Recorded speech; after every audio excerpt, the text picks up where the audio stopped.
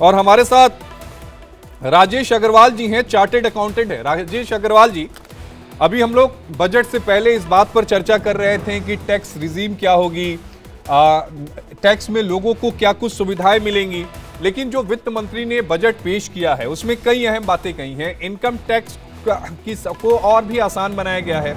1960 का जो tax act है उसकी समीक्षा होगी। पहले आप ये बताइए कि 1960 का टैक्स एक्ट है क्या जिसकी समीक्षा की बात वो कह रही है? इनकम टैक्स एक्ट 1961 जो एक्ट है, इसमें हर वर्ष जो अमेंडमेंट्स होते गए हैं हर बजट में, उसके वजह से कहीं ये कुछ कॉम्प्लिकेटेड हो गया है इम्प्लीमेंटेशन की हद तक। तो इसकी समीक्षा करके जहाँ पे लिटिगेशन अपील्स कम हो सकते हैं और सुविधा बढ़ सकती है एसएससी के लिए, इस और उनका झुकाव है और उनका इसको रिव्यू करके इसमें जो चेंजेस ला सकते हैं उसके ऊपर उन्होंने रिपोर्ट 6 महीने के अंदर दर्ज करेंगे और उसके बाद ही हम बता पाएंगे कि उन्होंने क्या उसमें से चेंजेस करने चाह रहे हैं। एक बात उन्होंने और कही कि 2/3 जो लोग हैं उन्होंने न्यू टैक्स रिजीम को चुना। तो दर्शकों को पहले तो ये क्लियर करिएगा कि न्यू टैक्स रिजीम क्या है, पुरानी टैक्स जो रिजीम थी वो क्या थी, और लोगों ने न्यू टैक्स रिजीम को क्यों चुना है? न्यू टैक्स रिजीम का एक बेनिफिट ऐसा है कि उसमें आपका इन्वेस्टमेंट हो या ना हो, आपको कोई डिडक्शन या एग्जम्पशन कोई क्लेम नहीं करने, फिर भी आपको 7 लाख रुपए तक का इनकम आपको छूट दिया गया है।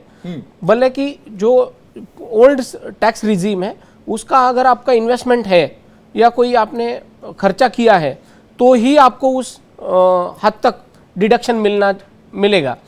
तो न्यू स्कीम चुनने का पर्पस वही है कि आपको कोई एक्सप्लेनेशन नहीं देना है, कोई आपको डॉक्यूमेंट सबमिट नहीं करना है, फिर भी आपको 7 लाख तक का इनकम का छूट दिया गया है। एक और अहम सवाल यहां पे उठता है राजेश अग्रवाल जी की, जो वित्त मंत्री ने कहा कि 7 से 10 लाख की अगर आमदनी होती है तो 10% टैक्स लगेगा, और नए रिजीम में हम जानते हैं कि 3 लाख तक टैक्स नहीं लगता है। लेकिन ये 7 से 10 लाख वाली चीजों को थोड़ा सा दर्शकों को बताइएगा, जो 10% टैक्स लगेगा, इसका मतलब यह है कि इस टैक्स में राहत नहीं मिली? नहीं, इसमें ये जो न्यू रिजीम है इन्होंने इसको रिस्ट्रक्चर किया है। जो 7 लाख तक पहले कोई टैक्स नहीं था उसको उन्होंने रिस्ट्रक्चर करके ओल्ड रिजीम के जैसा ही मर्ज किया है, जिसमें उन्होंने 3 लाख से 7 लाख तक जो पहले कोई टैक्स नहीं था उसको अभी उन्होंने 5% टैक्स रेट में लाया है। 7% से 10% पर आपको 7 लाख से 10 लाख तक आपको 10% टैक्स भरना होगा, मगर 10 लाख एंड अबव उन्होंने जो टैक्स रेट्स थी काफ़ी कम की है।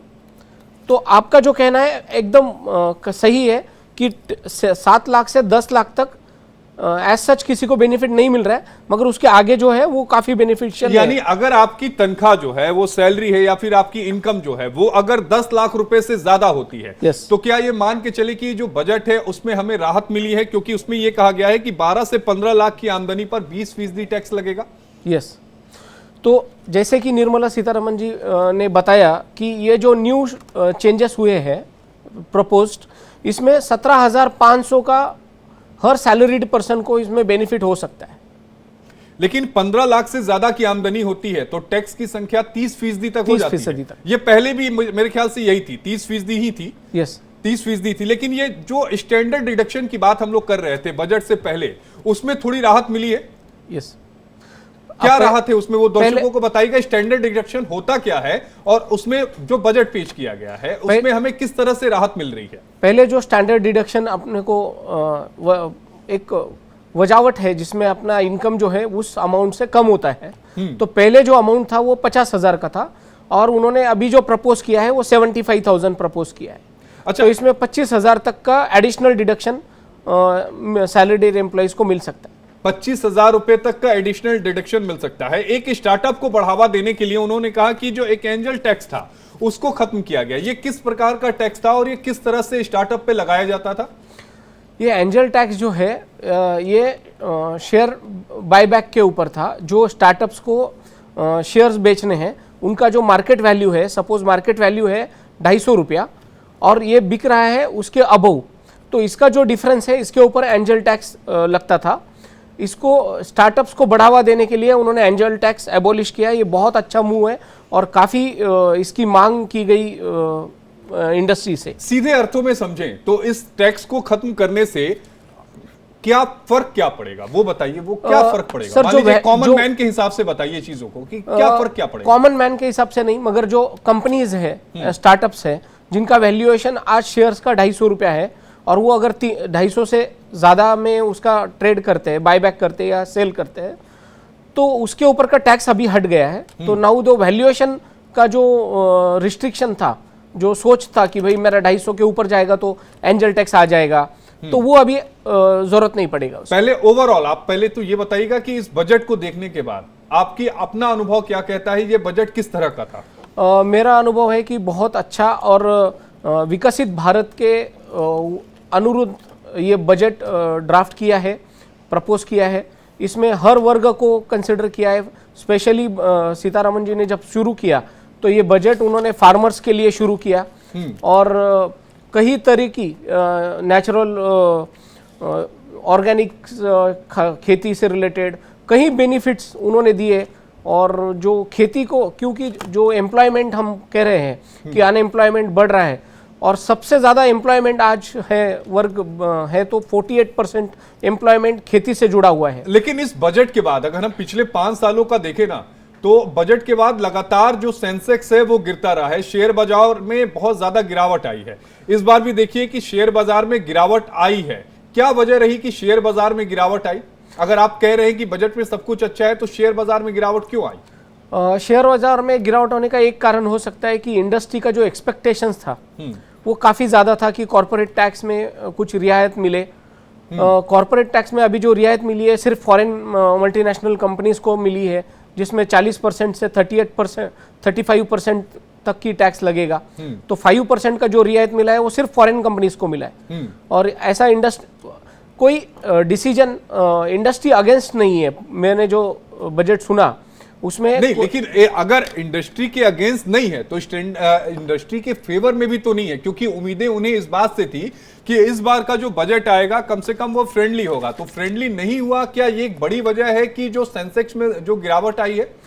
मुझे लगता है ये शॉर्ट टर्म गिरावट है, क्योंकि सिक्योरिटीज ट्रांजैक्शन टैक्स उन्होंने कुछ हद तक बढ़ा दिया है। तो ये जो डिसीजंस है ये शॉर्ट टर्म के लिए इम्पैक्ट कर रहे हैं, मगर आगे चल के ये कवर हो जाएगा। अच्छा राजेश जी, एक और सवाल कि कई ऐसी चीजें हैं जिस पर जो कस्टम ड्यूटी है वो घटाई गई, चाहे वो एक्सरे मशीन हो, चाहे वो प्लेटिनम हो, इन पर कस्टम ड्यूटी को घटाया गया है। इस कस्टम ड्यूटी को घटाने से क्या इम्पैक्ट पड़ेगा? कैसा है, हम जो बोल रहे हैं कि ये ज़रूरती चीज़ें हैं, इसका उपयोग हम मैन्युफैक्चरिंग में कर रहे हैं ये सब चीज़ों का, उसके वजह से हमारे मैन्युफैक्चरिंग कॉस्ट बढ़ रहा है कस्टम ड्यूटी की वजह से। कस्टम ड्यूटी कम करने से इसका जो कॉस्टिंग है ये कम होगा और हम इसको कम दाम पे अवेलेबल कर सकते हैं। इसको कम दाम पे अवेलेबल कर सकते हैं, लेकिन एक सवाल यहां पर यह भी उठता है कि एक आम आदमी, अब मान लीजिए मेरी सैलरी 10 लाख रुपए है, तो अब इस टैक्स से अगर मैं सालाना 10 लाख रुपए कमाता हूं तो आज जो बजट पेश हुआ है उससे मुझे कितनी बचत हो पाएगी? 10 लाख के लोगों को एवरेज अगर हम न्यू टैक्स रिजिम में भी देखते हैं तो बचत वैसे नहीं हो पाएगी, क्योंकि उन्होंने जो निकाला है 17,500 का बचत, वो 15,000 की सैलरी कंसिडर करके निकाला है, जिसमें उन्होंने टैक्स बेनिफिट दिया है सैलरीड वालों को, मगर 10 लाख वालों को उतना बेनिफिट नहीं होगा। उतना बेनिफिट नहीं होगा, लेकिन क्या अगर 10 लाख से जिनकी तनख्वाह ज्यादा है तो अगर उनकी बात करें तो उनको बेनिफिट हो रहा है? उनको बेनिफिट हो रहा है। किस तरह से? जो पहले जो टैक्स रेट था 12 लाख से 15 लाख के सैलरी वालों के लिए, वो 30% के स्लैब में जा रहे थे, अभी वो 20% के स्लैब में है। तो ये जो स्लैब्स है वो कम हुआ है सैलरीड वालों के लिए, तो उसकी रियायत उनको मिलेगा 17,500 रुपए तक। 17,500 की रियायत मिलेगी, लेकिन सबसे अहम बात है कि 3 लाख रुपए तक कोई टैक्स नहीं लगेगा। और जिसकी बात हम सुबह से कह रहे थे कि क्या आप इस पूरे बजट को देखिए, मिडिल क्लास परिवार को इसमें क्या मिला? मिडिल क्लास परिवार को इसमें मुझे सबसे अच्छा जो लगा है उसमें उन्होंने इंटरेस्ट रिड्यूस किया है एजुकेशनल लोन के ऊपर। जो योजनाएं हैं उनकी, जो अभी की योजनाएं हैं वो सारी कंटिन्यू की है। अन्न की योजनाएं हो, निवास की योजनाएं हो, ये जो सारी योजनाएं हैं जो अभी चालू है वो सारी कंटिन्यू की है। उसके अलावा एजुकेशन के ऊपर उन्होंने फोकस किया है। लेकिन जिसकी चर्चा हम लोग सुबह कर रहे थे कि जो टैक्स स्लैब है जो 7 लाख रुपए तक है उसे बढ़ाकर 8 लाख रुपए किया जाना चाहिए, लेकिन वो नहीं हो पाया, जिसकी उम्मीद एक मिडिल क्लास लगा के बैठा था कि नहीं इस बार थोड़ा सा हमें टैक्स में राहत मिलेगी, ये सारी चीजें होंगी, शायद गवर्नमेंट हम पर मेहरबान हो जाए। तो क्या बोले कि मिडिल क्लास फ्रेंडली बजट है क्या ये?